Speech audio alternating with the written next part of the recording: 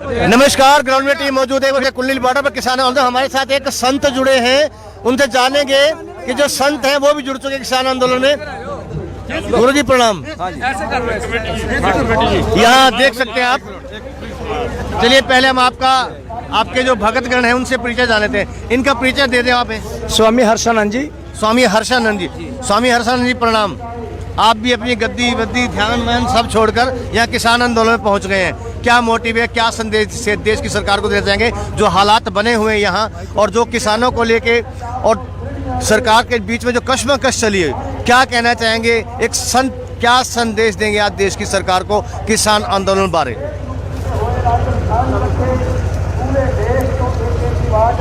बताइए। एक मिनट, वो भी सेट कर रहे हैं, उन्हें रोकिया था ना पहले।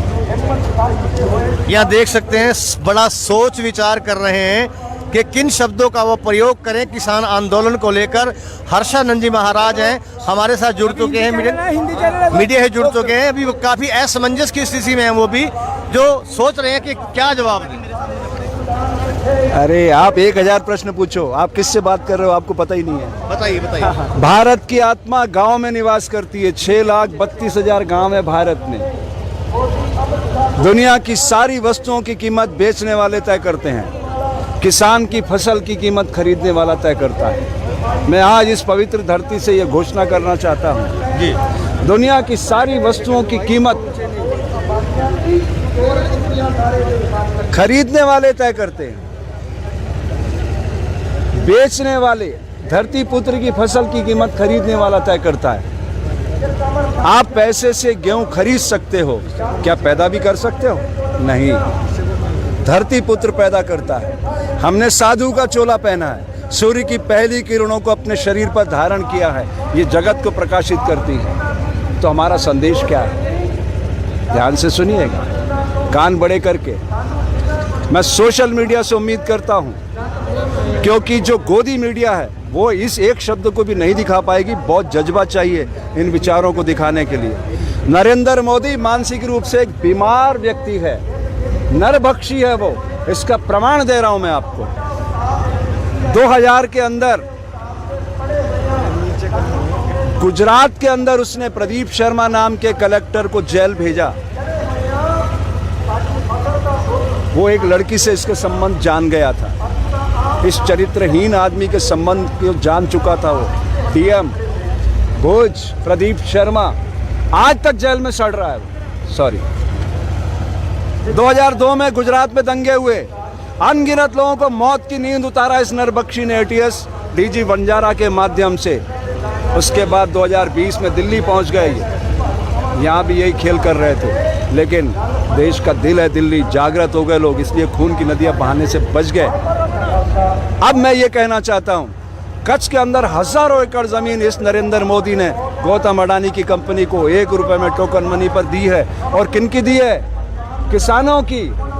बिना रजिस्ट्री के उनके खाते कैसे चढ़ गई, मैं पूछना चाहता हूं। 2014 में इसने कहा था सबका साथ, सबका विकास, सबका विश्वास। किधर गया? नोटबंदी, लड़खड़ाती जीएसटी, ट्रिपल तलाक, राम मंदिर, अयोध्या और ये किसान आंदोलन, ये किसान बिल। वो कहता है कि किसानों के हित में है, तो क्या ये सारे किसान मूर्ख हैं? मैं आप सोशल मीडिया के माध्यम से प्रश्न करना चाहता हूं। खाली एक संस्थान उनका पिट्ठू तोता भारतीय किसान संघ उनके साथ खड़ा है, बाकी सारे संगठन जितने भारत के हैं सब उसके विरोध में हैं।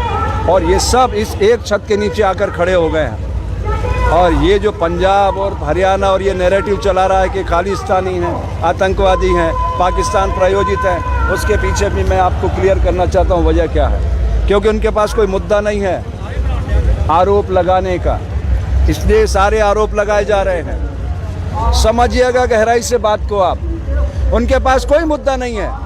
उन्होंने चुनाव लड़ा था एक सपना दिखाकर, बड़ा सपना दिखाकर, क्योंकि अमित शाह वहम का व्यापार करता है, एनसीडीएक्स का। सारी जिंदगी उसने सपने दिखाए हैं लोगों को, और ये तो नरबख्शी उसके साथ मिल गया और ये देश को गुलाम बनाना चाहते ईस्ट इंडिया कंपनी की तरह। तो मैं आप सबसे प्रार्थना करता हूँ, ये देश 1857 में आज़ादी का आंदोलन शुरू किया था, 90 साल इसने अपने खून से सींचा आज़ादी को। 1947 में आज़ादी आई, अनगिनत धर्मयोद्धाओं ने बलिदान दिया उस आज़ादी के लिए। अब ये बड़ा आंदोलन है, ये उससे भी बड़ा आंदोलन है आज़ादी के आंदोलन से। वो तो गोरे लोग थे, सिद्धांतवादी थे, अगर कोई उपवास करता था, कोई अनशन करता था, उनकी बात सुनते थे।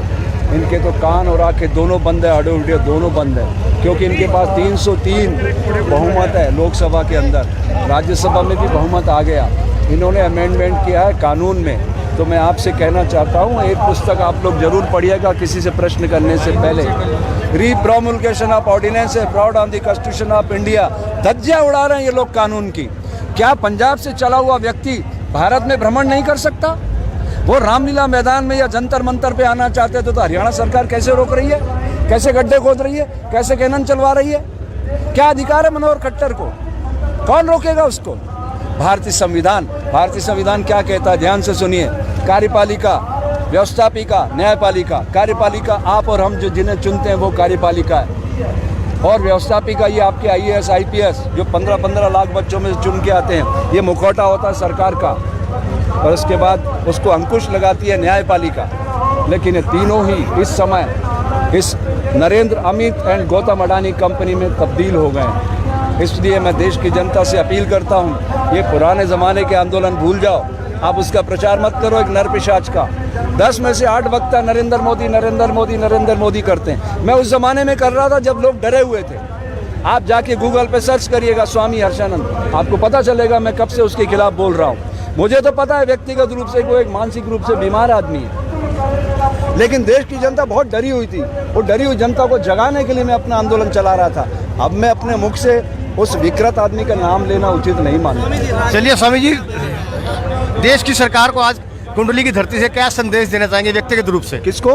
देश की सरकार को व्यक्तिगत रूप से कुंडली की धरती से क्या संदेश देना चाहेंगे इस किसान आंदोलन को लेकर? आपका प्रश्न ही गलत है। सरकार है किधर? वो तो कंपनी में तब्दील हो। सरकार तो है, नहीं है। आप नहीं मानते ना? मैं बता रहा हूँ, प्रमाण दे रहा हूँ आपको मीडिया के सामने। सरकार कैसे नहीं है, प्रमाण दे दीजिए। हाँ, 2019 में उसने क्या कहा पूरे देश में घूम के नरेंद्र ने, क्या आप मुझे वोट करिए, आप MP मत चुनिए, मुझे चुनिए, मैं चुनाव लड़ रहा हूँ। रिकॉर्डेड प्रूफ है, आप गूगल पे सर्च कर लो। आपने अपने MP नहीं चुने, आपने नरेंद्र मोदी को वोट दिया। यही प्रॉब्लम है। जब आप व्यक्ति को वोट दोगे तो फिर सरकार कौन चुनेगा? आप MP चुनते, वो चुनते अपना प्रतिनिधि, तो प्रधानमंत्री चुना जाता तो सरकार होती। ये सरकार नहीं है, प्राइवेट कंपनी है। रागिनी तिवारी का बयान आया है जो, किनका? रागिनी तिवारी का। रागिनी तिवारी, ओके। वो 16 तक अगर यहाँ नहीं खाली हुआ, 17 को आके जाफराबाद के तरीके से खाली कराएंगे। हाँ, कराओ ना। मैं तो कह रहा हूँ जो तुम्हें करना कराओ। अगर तुम गोलियां चलाओगे तो सबसे पहले हर्षानंद का सीना छलनी करना पड़ेगा। इतनी पवित्रता का आंदोलन है धरती पुत्रों का, इन पे आप हथियार कैसे उठा लोगे? शौर्य, पराक्रम, वीरता, साहस के साथ साथ उन्होंने जो सेवा का इश्तिहार यहाँ दिखाया है, सारी दुनिया देख रही है। ये भारत का आंदोलन नहीं है, ये दुनिया के तमाम किसानों का आंदोलन है, दुनिया के तमाम उन योद्धाओं का आंदोलन है जो समाज को अच्छा बनाना चाहते हैं। चलिए स्वामी जी, आज एक पंजाब केसरी में एक खबर आई हुई है, उसमें पाकिस्तानी देश विरोधी लोग हैं। एक पूछो। हाँ, साध्वी प्रज्ञा देवी बोल रही है कि ये जो है देश विरोधी लोग हैं, क्या कहना है इसमें? वो तो टेररिज्म में, आतंकवाद, आज भी उसके ऊपर केस चल रहा है, महाराष्ट्र में बरी नहीं हुई है वो।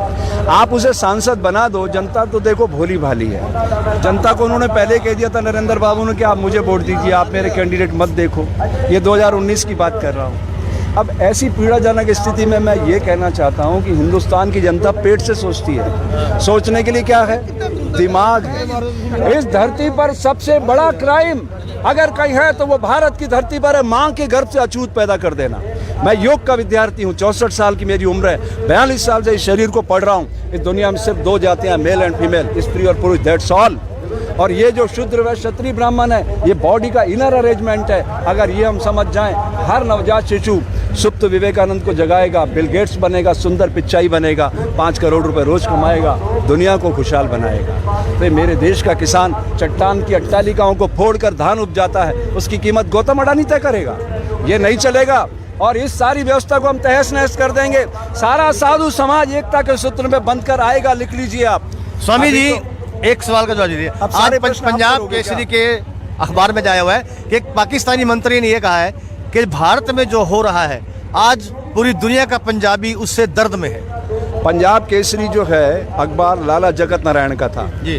आंदोलन के कार्यकर्ता थे, वो शहीद हुए हैं। उसका बेटा था रमेश नारायण, फिर उनके बच्चे जो Z+ लेके घूमते थे, मैं पर्सनली जानता हूँ। कलम रुकेगी नहीं, झुकेगी नहीं, बिकेगी नहीं। फिर आप एक राजनीतिक दल में जब आप खड़े हो जाते हो, जैसे जी न्यूज़ का मालिक है, एक राजनीतिक दल का राज्यसभा सदस्य बन गया, अब आप उससे अपेक्षा करो कि न्यायपूर्ण खबरें देगा, वो देगा? अरे सारा नैरेटिव वही चलाएंगे जो सत्ता चाहती है, और सत्ता एक आदमी ने अपने हाथ में केंद्रित कर ली है। इस सत्ता का विकेंद्रीकरण की बात करो आप सोशल मीडिया से। मैं उम्मीद करता हूँ कि उस गोदी मीडिया को छोड़ करके इस सोशल मीडिया की ताकत को बढ़ाओ। आपको मौका है, आपको अपनी ताकत को बढ़ाने का मौका है, आप उसको नष्ट क्यों कर रहे हो? आप नई चीज़ें लाओ ढूंढ ढूंढ करके कि ये कह रहे हैं आतंकवादी है, खालिस्तानी है, टेररिस्ट हैं, पाकिस्तान प्रायोजित है। ये दिखाओ ना, हम सब पाकिस्तानी, बताओ ये प्रमाण पत्र देने वाले कौन है? ये हमें प्रमाण पत्र देंगे? हमने कांग्रेस के शासन में अनगिनत मुकदमे झेले, मैं RSS का प्रचारक रहा हूँ, रिकॉर्डेड। ये क्या काटेगा मुझे? बंदा बैरा की शाखा चलाता था, ये मेरे सामने बैठकर नरेंद्र मेरे भाषण सुनता था। कुशाभाऊ ठाकरे, बाबा साहब नातोजी, ऐसे विद्वान लोग हमारे बौद्धिक प्रमुख हुआ करते थे। ये क्या हमें ज्ञान देगा ये कल का? हम इससे बहुत पुराने कार्यकर्ता रहे हैं। हम किसानों के साथ इसलिए खड़े हैं कि किसान भारत की आत्मा है और उसकी आवाज़ देने की। आपने देखा यहाँ हमारे साथ जुड़े थे स्वामी हर्षानंद जी, और उन्होंने साफ तौर पर यही कहा है कि हम किसानों से जुड़े हैं, हम किसानों की आत्मा हैं। और उन्होंने बेखौफ होकर, बेबाक होकर अपनी बातें रखी। ग्राउंड डे चैनल के माध्यम से हम अपने दर्शकों को बताना चाहेंगे, दिखाना चाहेंगे कि जो इस खबर को देखे, इस खबर को शेयर करे, लाइक करे, सब करेगा। ग्राउंड मीडिया से मैं एक बार फिर से दिल्ली के कुंडली बॉर्डर से अपने कैमरा सहयोगी इंतजार आलम के साथ